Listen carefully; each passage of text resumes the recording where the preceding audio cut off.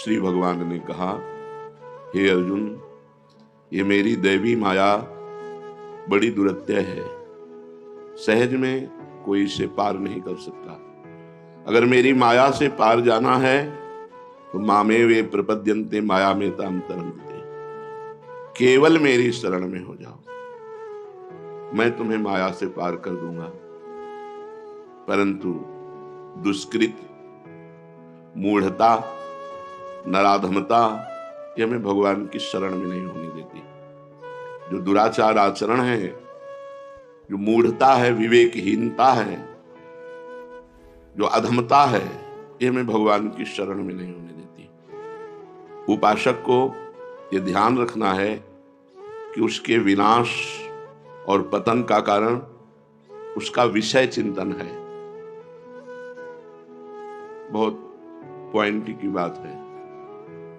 जो मन विषय चिंतन करता है वो बंधन युक्त है, दुर्गति का कारण है।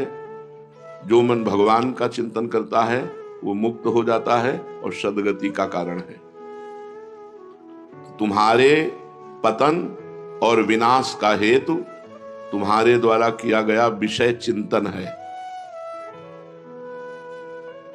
जब तुम डट करके इस मन का विरोध करोगे, बार बार मन को हटाकर प्रभु में लगाओगे, तो भगवत चिंतन करने लगेगा। परम पद, अमर पद की प्राप्ति, महासुख की प्राप्ति का हेतु भगवत चिंतन है। हम भगवत चिंतन के लिए ही भगवान की शरण में आए हैं कि हमारा भगवत चिंतन बने।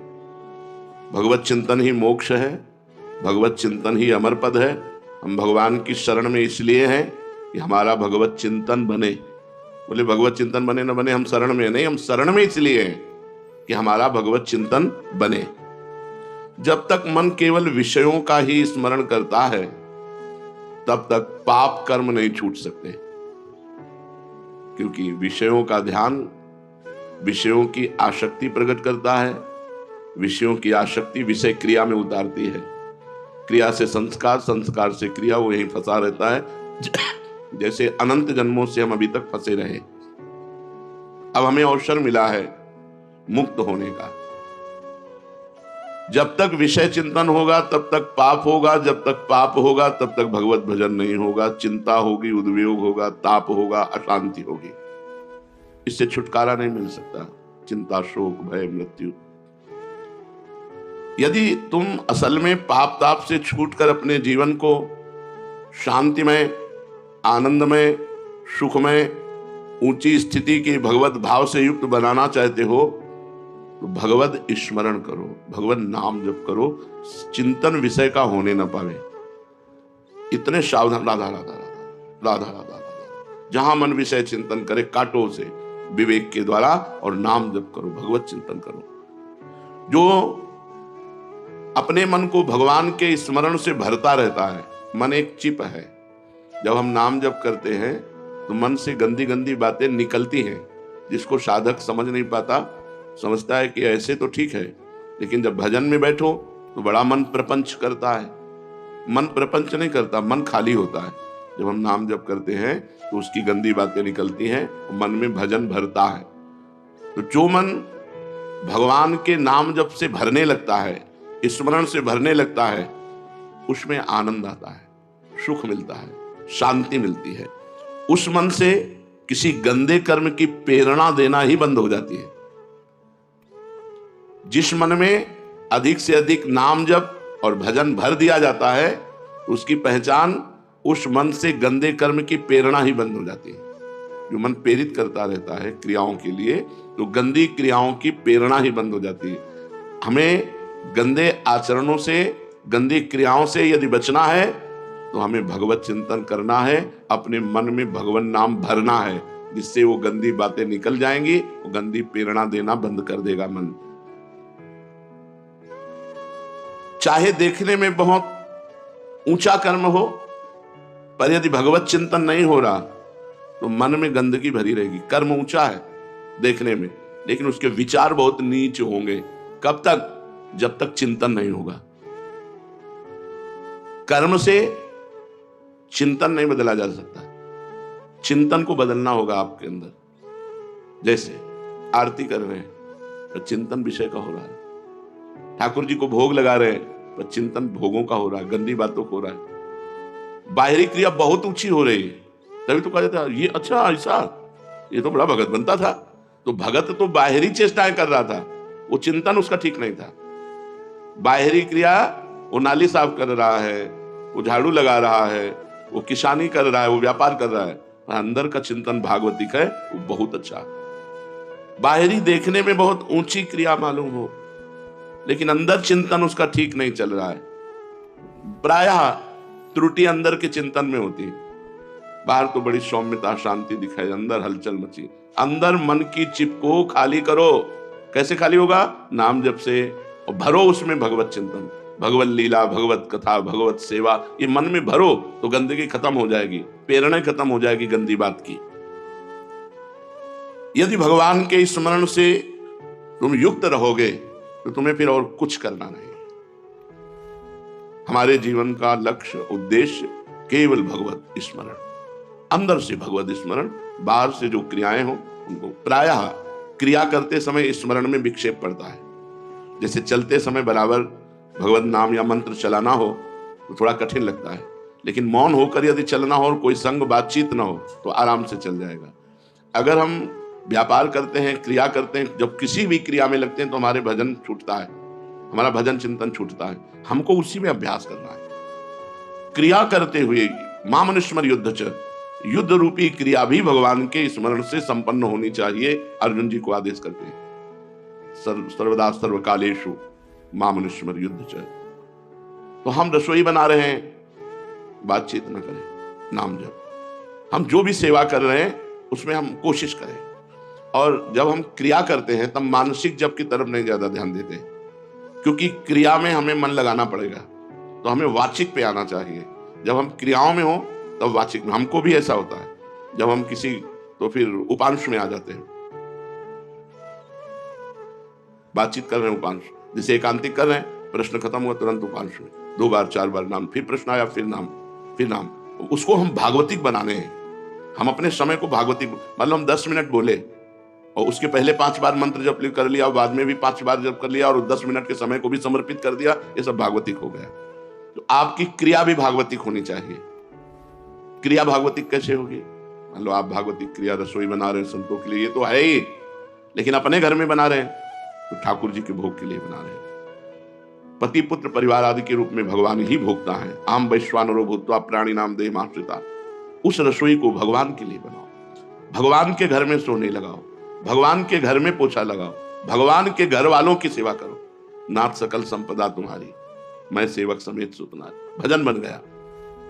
भगवान का स्मरण होते होते जब भगवान में ऐसा आकर्षण हो जाए, जैसे विषयी पुरुषों का विषय में और कामी पुरुषों का कामिनी में होता है, तब स्मरण अपने आप होता है। जैसे कामी पुरुष को स्त्री का स्मरण करना नहीं पड़ता, विषयी लंपट पुरुष को विषयों का चिंतन करना नहीं पड़ता, स्वाभाविक होता है। ऐसे ही भजन करते करते भगवान में आसक्ति हो जाती है और भजन श्रोता होने लगता है। उस स्मरण में भगवदानंद का अनुभव होता है। जब श्रोता होने लगता है तो भगवदानंद का अनुभव होता है।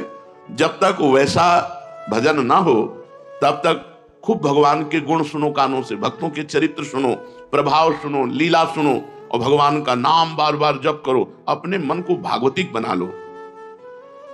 अभी अपने लोगों की चित्त वृत्तियां व्यभिचारिणी हैं। व्यभिचारिणी पति हैं भगवान, ना उनके रूप का चिंतन, ना उनके गुण का चिंतन, ना उनकी लीला का चिंतन, चिंतन विषयों का, पर पुरुष का, भोगों का, तो ये व्यभिचारिणी वृत्ति मानी जाती है। भगवान के चिंतन के सिवा अन्य चिंतन व्यभिचार चिंतन है। अभी तुम्हारी चित्त वृत्ति व्यभिचारिणी हो रही है क्योंकि उसको भोगों में आनंद दिखाई दे रहा है। बड़ा विचित्र है, आनंद समुद्र भगवान, लेकिन मन हमारा यही कहता है कि भोगों में आनंद है, भगवान में आनंद नहीं। नहीं तो अगर ये पक्का हो जाए, सुन तो रहे हैं, अगर ये पक्का हो जाए कि आनंद भगवान में है तो भजन करना नहीं पड़ेगा, डट के भजन शुरू हो जाए। पर अभी हट के और डट के भजन नहीं होता। अभी पक्का विश्वास है कि सुख तो भोगों में है, ये हट जाए। ये कब हटेगा? जब खूब भजन करेंगे, भजन से हटेगा ये। और जब भजन से हटेगा और ये हमारी मान्यता हट जाएगी कि भोगों में आनंद है, ये मान्यता हटकर जो ही आएगी कि भगवान में आनंद है, तो सहज में जैसे विषय चिंतन होता है ऐसे भगवत चिंतन होने लगेगा। रात दिन हमारी हर वृत्ति राधा रमण में रमण करेगी, हर वृत्ति प्रभु में रमण करेगी। भगवान को छोड़कर जो भोगों के प्रति आकर्षण है, यही व्यभिचार का लक्षण है। व्यभिचारी पुरुष का लक्षण क्या? भोगों का चिंतन, भोगों का आकर्षण, भोगों की चर्चा, भोगों की क्रिया। तो अभी हमारी भक्ति व्यभिचारिणी है, अव्यभिचारिणी नहीं है। अव्यभिचारिणी भक्ति, अविरल भक्ति, अखंड भक्ति, अनपायनी भक्ति, निर्भरा भक्ति उसे ही कहते हैं जिसमें भगवान का अनन्य चिंतन चले, अन्य चिंतन ना हो। मन भगवान की ओर जाए, लगातार जाए, अनन्य भाव से जाए। मन भगवान की ओर ही जाए, लगातार जाए, अनन्य भाव से जाए, इसे अव्यभिचारिणी भक्ति कहते हैं। भगवान के गुण सुनो, भगवान का नाम कीर्तन करो, सब काम भगवान के लिए करो, मंगलमय भगवान सब में विराजमान ऐसा ध्यान करो, उनके भक्तों का संग करो, उनकी लीला चरित्रों को बार बार पढ़ो, तो तुम्हारा मन भगवदाकार हो जाएगा। अपने मन को जांचो, ये कितनी देर 24 घंटे में भोगों का चिंतन किया और कितनी देर भगवान का चिंतन किया। ये साधक को अपने मन में देखना चाहिए कि मन की दो वृत्तियां हैं, एक भोगों की तरफ, एक भगवान की तरफ, क्योंकि हम भगवान के भक्त हैं, भगवान की शरण में है, साधक है। कितनी देर संसार का चिंतन हुआ और कितनी देर भगवान का चिंतन हुआ। रिश्ते, नाते, घर, मकान, दुकान, खान पान, बैंक बैलेंस, ये सब संसार का चिंतन। कितना संसार का चिंतन हुआ और कितना भगवान का चिंतन हुआ। कितना शरीर का चिंतन हुआ, शरीर के सुख का, शरीर के भोगों का, शरीर के संबंधियों का, और कितना श्री भगवान का। कितनी देर भगवान का चिंतन हुआ और कितनी देर संसार का चिंतन हुआ। सावधान, मन बड़ा धोखेबाज है। तुम अगर सावधान नहीं रहोगे तो ये संसार का ही चिंतन कराएगा, भगवान का चिंतन नहीं कराएगा। सावधान रहोगे तो बार बार हटाकर, डांट करके भगवान का चिंतन कराओगे। हमने मार्ग चुना है भगवान के चिंतन का। साधना का मतलब क्या है? संत का मतलब क्या है? भक्त का मतलब क्या है? साधक का मतलब क्या है? हमने चुना है मार्ग। जबरदस्ती कोई बाबा जी थोड़ी बन जाता है, जबरदस्ती कोई भजन थोड़ी करता है। चुना है तुमने कि ये सत्य मार्ग है, ये आनंद का मार्ग है, फिर तुम चिंतन क्यों नहीं करते? देखो, सब कुछ एक तरफ, खास बात चिंतन है। आप वृंदावन की परिक्रमा लगा रहे हो, खास बात नहीं है। आपका चिंतन क्या चल रहा है? ये तो बाहरी शरीर की दौड़ हुई, शरीर बहुत चले सो वीर न होई, बहुत दौड़ लगा रहे हो, लेकिन चिंतन क्या चल रहा है? अगर ये भी चिंतन चल रहा है कि मैं बहुत परिक्रमा लगाने वाला हूं, मैं बहुत, वो भगवान को प्रिय नहीं होगा। चिंतन क्या चल रहा है आपका? एक एक कदम नाम जप कर दे भगवान के चिंतन में धैर्य पूर्वक, भले वो 1.5 घंटा 2.25 घंटा लगे, कोई बात नहीं, हो गई परिक्रमा। अगर बैठे बैठे चिंतन चल रहा है तो करोड़ों तीर्थों की परिक्रमा हो गई। और अगर आप परिक्रमा कर रहे हो, भगवत चिंतन नहीं चल रहा, तो कोई खास बात नहीं हो रही। पसीना चुहा लो, पुण्य होगा, लेकिन भगवत आराधना तभी मानी जाएगी जब भगवत चिंतन होगा। जब हमने चयन किया है भगवत मार्ग, तो फिर विरुद्ध चिंतन क्यों करते हो? छुप छुप करके भोगों के आकर्षण को क्यों स्वीकार करते हो? छुप करके भोगों के गंदी बात को क्यों स्वीकार करते हो? तुमने तो स्वीकार किया है सच्चिदानंद घन परमात्मा के मार्ग को। जहां ये बाधा है, तो जानबूझ करके बाधा क्यों आप चिंतन कर रहे हो? भोगों में वैसे ही मन रमा हुआ है, तुम्हें पता नहीं लगेगा कि तुम्हारा कितना समय नष्ट कर दिया गया। पूरे जीवन का जीवन नष्ट हो जाता है। रोज समय कट रहा है, कल भी गया, आज आया, अब कल पता नहीं कैसा मंगलमय हो, कौन सा रोग निकल आवे, कौन सी क्रिया हो जाए, एक्सीडेंट हो जाए, क्या हो जाए, क्या कुछ पता नहीं है। कल जीऊं कि ना जीऊं, और आज चिंतन हमारा संभला नहीं, बहुत भयावह है। तुम जितना अधिक मन की ओर देखोगे, उतनी जल्दी ही मन तुम्हारे वश में हो जाएगा। इस पर नजर रखो मन पे। साधक हो इसलिए, संसारी पुरुष तो नजर ही नहीं रख पाएगा, वो अंतर्मुखता होना ही नहीं जानता। साधक क्या चल रहा है चिंतन में? संत जन ये नहीं पूछते तुम्हारा कुशल मंगल क्या, तुम्हारा चित्त प्रसन्न है? क्योंकि चित्त तभी प्रसन्न होगा जब भगवत आनंद में डूबेगा। तुम्हारा चिंतन ठीक चल रहा है? दो बातें हमसे बड़े बड़े संतों ने जब मिले तो ये, तुम्हारा चिंतन ठीक है, तुम्हारा चित्त प्रसन्न है, दो ही बातें पूछी गंगा किनारे जैसे, और भाई तुम्हारा चिंतन ठीक चल रहा है, तुम्हारा चित्त प्रसन्न है, ये खास बात है। ज्यों ज्यों मन भागे त्यों त्यों उसे खींच खींच कर भगवान में लगाओ, उसके सामने भगवान का सौंदर्य दिखाओ, भगवान की कृपा दिखाओ। भगवान आनंदमय है ऐसा, भगवान परम शांतिमय है, भगवान कल्याणमय है, भगवान मंगल स्वरूप है, इसलिए बार बार मंगल स्वरूप भगवान का चिंतन कराओ। उसे लुभाने की चेष्टा करो भगवान की तरफ। हम चेष्टा उसे संसार के लुभाने की करते हैं। अपने मन को लुभायमान करना है प्रभु की तरफ, तो भोगों की तरफ अगर नेत्रेंद्रियों से, श्रवणेंद्रिय, अन्य इंद्रियों से आप अपने पैर में कुल्हाड़ी मार रहे हैं। आपको लुभायमान करना है प्रिया प्रीतम की तरफ मन को, और आप उसका सहयोग देकर लुभायमान कर रहे हैं संसार की तरफ। तुम मन को बार बार प्रभु की तरफ लुभाने की चेष्टा करो। सचमुच विषय भयंकर विषय है, सचमुच विषय भयंकर विषय। एक 12 वर्ष का आज बच्चा प्रश्न कर रहा था कि मैं हस्त मैथुन का शिकार हो गया हूं, मैं बहुत परेशान हूं। हमारे होश उड़ गए। 12 वर्ष का बच्चा, बोले गर्लफ्रेंड भी है। कहा तो धन्य है कलयुग की जय हो। 12 वर्ष का बच्चा और गर्लफ्रेंड, और मतलब हस्त मैथुन।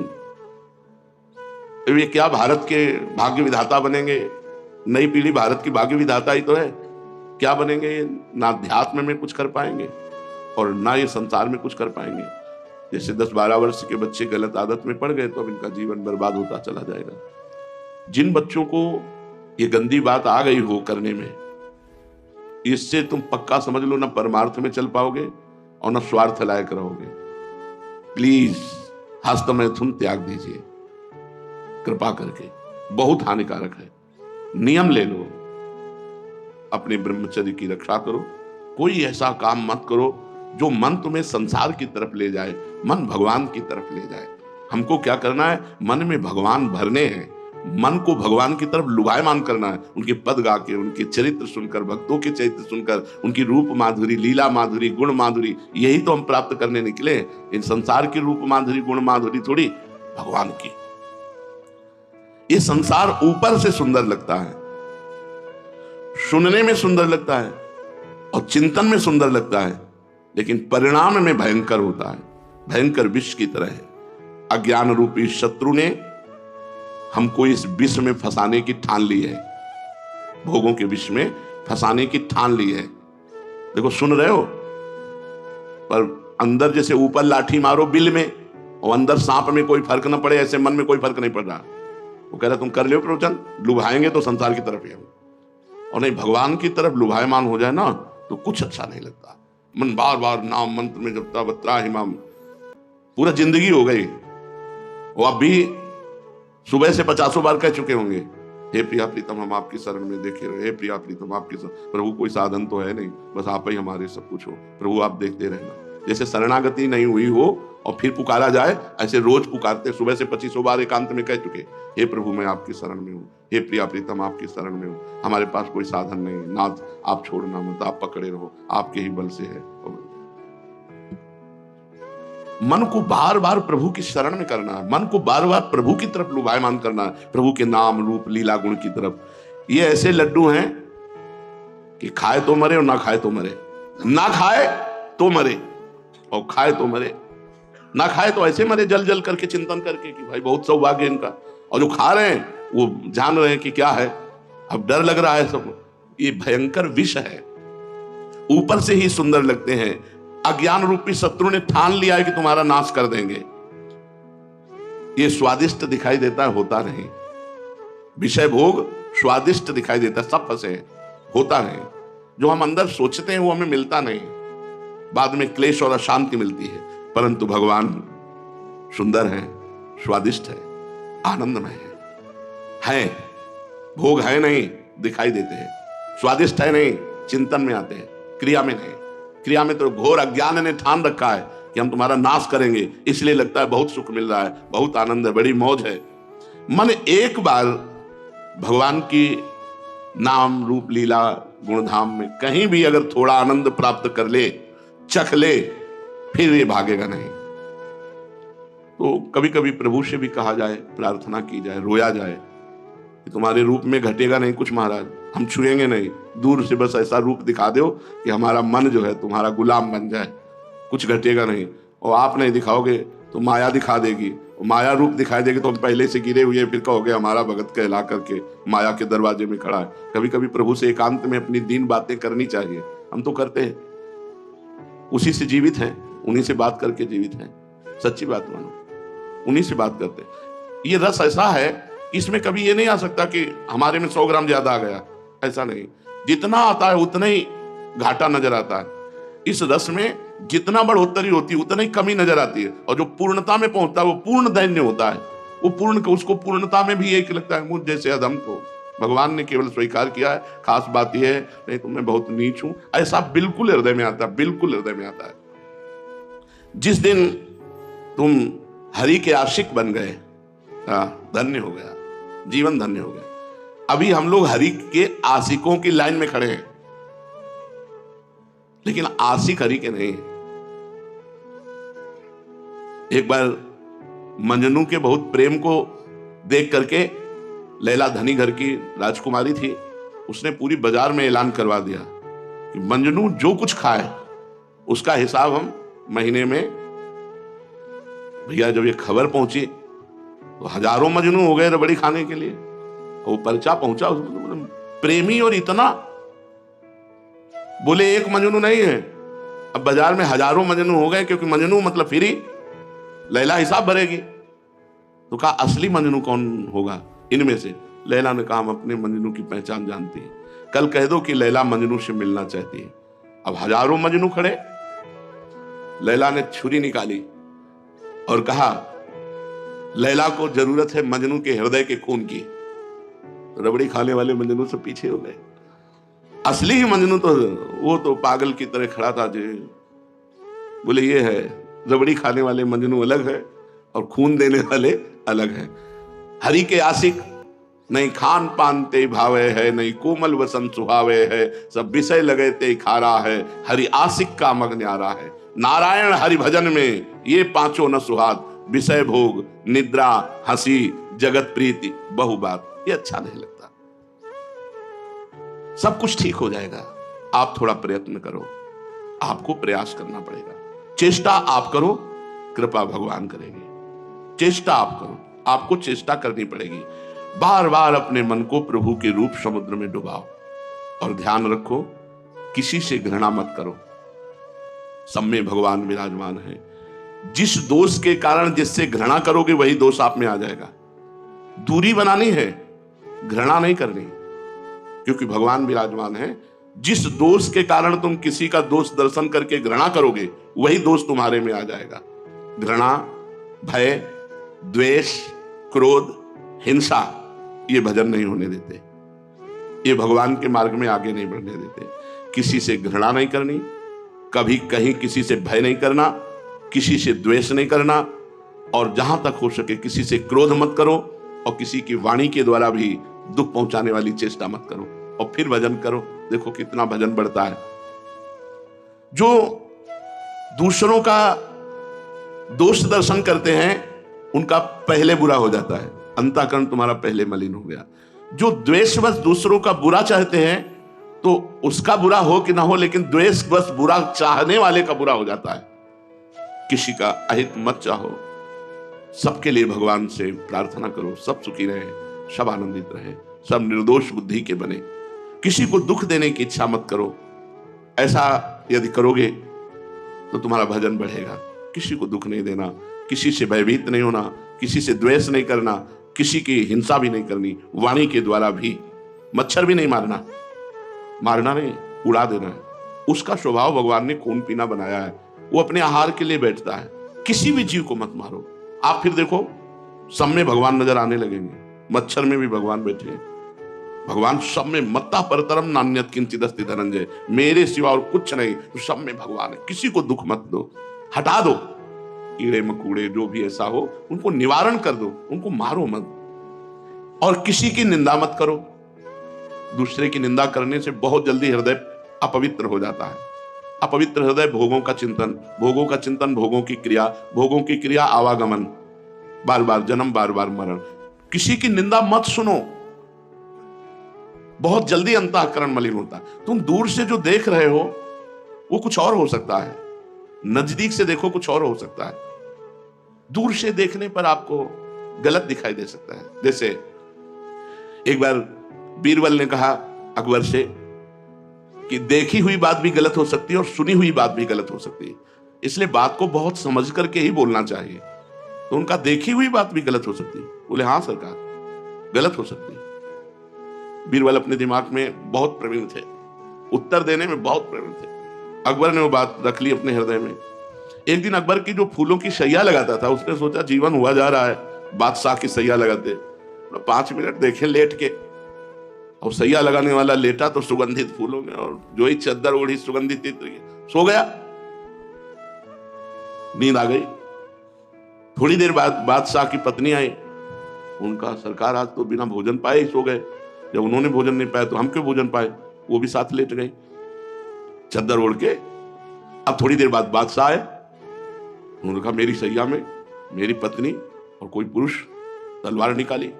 फिर बीरबल की बात याद आ गई, बुलाया और कहा कहते थे देखी हुई बात भी गलत होती, मैं देख रहा हूं मेरी पत्नी गलत है, किसी पर पुरुष के साथ सो रही, उनका इसमें भी गलत हो सकता है। तो क्या आप संशय है, मैं अभी दोनों को काटता हूं। बोले दोषी होने पर काट देना, पर्दे के पीछे आप खड़े हो जाओ।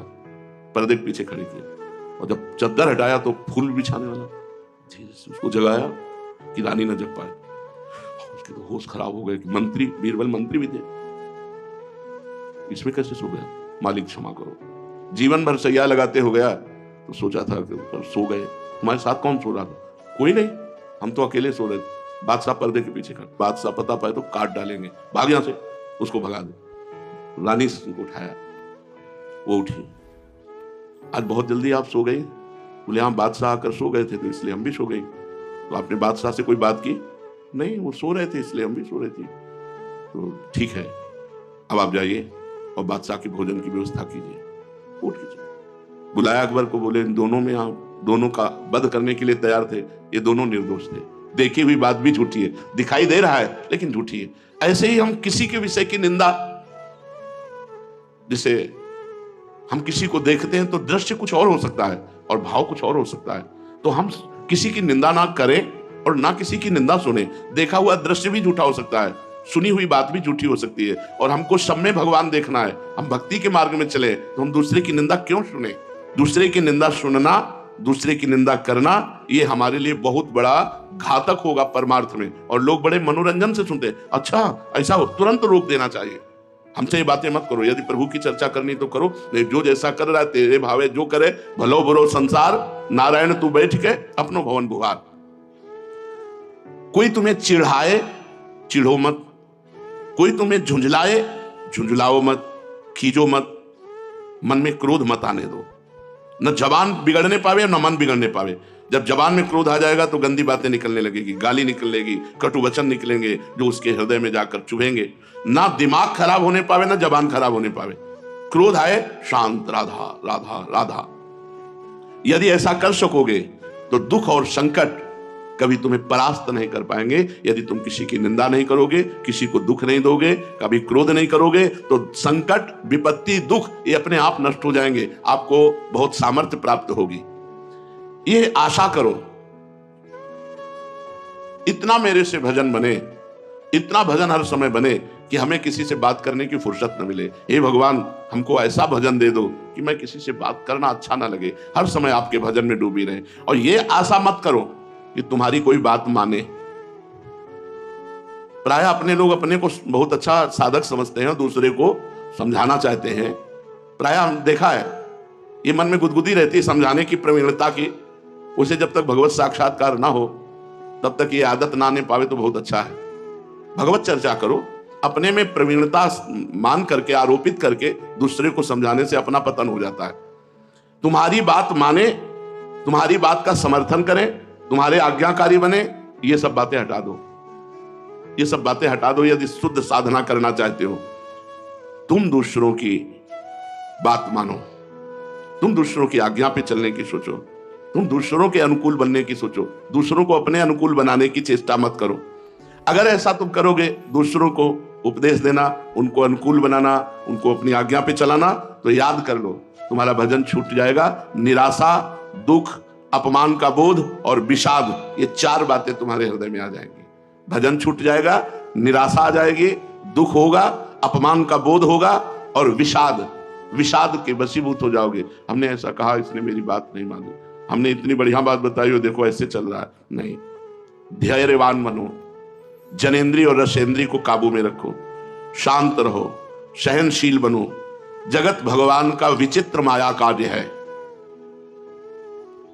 तुम्हारे द्वारा सुधरेगा नहीं है, तुम्हारे द्वारा नहीं सुधरेगा। इसमें क्या हो रहा है, क्या करना है, क्या नहीं करना है, ईश्वर जाने। तुम अपना सुधार कर लो, तुम अपनी छोटी सी छोटी गलती को भी क्षमा मत करो, तुम उसी विचार में रहो, तुम्हारे अंदर कोई गलती घर ना कर पावे। दुनिया भर की गलती सुधारने का तुमने ठेका नहीं लिया, या तुम्हें अधिकार भी नहीं दिया भगवान ने कि तुम किसी को गलत साबित करके उसको, तुम अपनी गलती देखो, अपनी गलती दूर करने के विषय में रहो। अनोखी दिव्यता तुम में आ जाएगी। एकमात्र भगवान सब कुछ है, यही अनुभव होना दिव्यता है। भगवान के अतिरिक्त बाहर और भीतर कुछ नहीं, ये सब पंचभूतों के रूप में भी भगवान है। मन में दोषों को, व्यर्थ विचारों को, दूसरे की बातों को निकाल कर फेंक दो और भगवान का नाम निरंतर जपते हुए